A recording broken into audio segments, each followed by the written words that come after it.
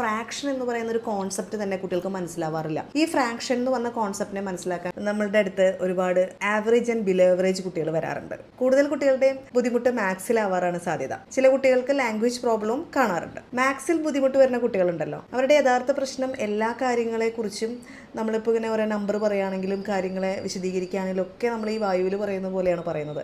ഒന്നും നമ്മളിങ്ങനെ ഒബ്ജക്ട്സ് കാണിച്ചു കൊടുത്തു അല്ലെങ്കിൽ ഇതാണ് ഉദ്ദേശിക്കുന്നതെന്ന് മനസ്സിലാക്കി കൊടുത്തു അല്ല പല അധ്യാപകരും പഠിപ്പിക്കുന്നത്.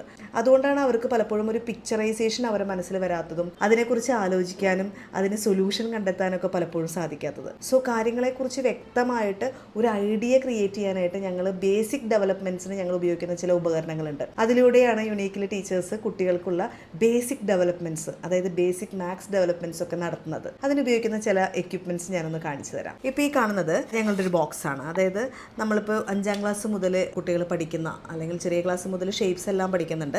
അതിൽ 5 മുതൽ നോക്കുകയാണെങ്കിൽ നമ്മളുടെ എല്ലാ ഷേപ്പിനെ കുറിച്ചുള്ള പ്രോബ്ലംസും കണക്കുകളൊക്കെ വരാറുണ്ട്. ഇതിനെക്കുറിച്ച് ഇവരെ പഠിപ്പിക്കുന്ന സമയത്ത് ഇപ്പോൾ ഹെക്സഗൺ എന്ന് പറയുമ്പോൾ ഹെക്സഗൺ കാണിച്ചു കൊടുത്ത് നമ്മൾ ജസ്റ്റ് ഇങ്ങനെ വരച്ച് കാണിച്ചു കൊടുക്കും. അതല്ലാതെ ഹെക്സഗൺ കാണിച്ചു കൊടുത്ത് അതിൻ്റെ സൈഡ് എന്താണ്, അതിൻ്റെ ഏരിയ എന്ന് പറയുന്നത് എന്താണ് ഉദ്ദേശിക്കുന്നത്, ഇങ്ങനെയുള്ള കാര്യങ്ങൾ വിശദീകരിച്ചുകൊണ്ട് ഓരോ ഷേപ്പുകളും നമ്മളിങ്ങനെ പഠിപ്പിക്കുകയാണ് ചെയ്യുന്നത്, ഇവരെ മനസ്സിലാക്കിക്കുകയാണ് ചെയ്യുന്നത്. ഇപ്പം നമുക്ക് പ്രോബ്ലം വരുന്നത് പലപ്പോഴും ഈ സ്ക്വയർ പിരമിഡിനെ പെയിന്റ് അടിക്കണം, അല്ലെങ്കിൽ ഒരു സ്ക്വയർ പിരമിഡിന്റെ ഷേപ്പിലുള്ളൊരു ടോയ് ആണ്, അങ്ങനെയാണെങ്കിൽ എത്ര ലിറ്റർ പെയിന്റ് വേണ്ടി വരും, അങ്ങനെ പെയിന്റ് അടിക്കുക എന്ന് പറയുന്ന ആശയം പറയുമ്പോൾ ഇതിന്റെ മുകളിലേക്ക് പെയിന്റ് ചെയ്യാനാണ്, അങ്ങനെ വരുമ്പോൾ ഇതിന്റെ ഏരിയയാണ് നമ്മൾ കണക്കാക്കേണ്ടത് എന്നുള്ള ഐഡിയകളൊക്കെ കുട്ടികൾക്ക് കൊടുക്കണം എന്നുണ്ടെങ്കിൽ ഇങ്ങനെയുള്ള ഷേപ്പിനെ കുറിച്ച് കൃത്യമായി മനസ്സിലാക്കുകയും ഇങ്ങനെ ഒരു 4 സൈഡ് ഉണ്ടെന്നും 5ാമത് ഇങ്ങനെ ഒരു സൈഡ് ഉണ്ടെന്നും കുട്ടിക്ക് ബോധ്യമാവണം. അങ്ങനെ മനസ്സിലാക്കുമ്പോൾ മാത്രമാണ് കുട്ടികൾക്ക് ആ ചോദ്യങ്ങൾ ആഴത്തിൽ മനസ്സിലാക്കി അതിനുള്ള ഉത്തരങ്ങൾ കൊടുക്കാൻ സാധിക്കുള്ളൂ. ഇപ്പോൾ നമുക്കറിയാം ചോദ്യങ്ങളെല്ലാം ആപ്ലിക്കേഷൻ ടൈപ്പാണ്.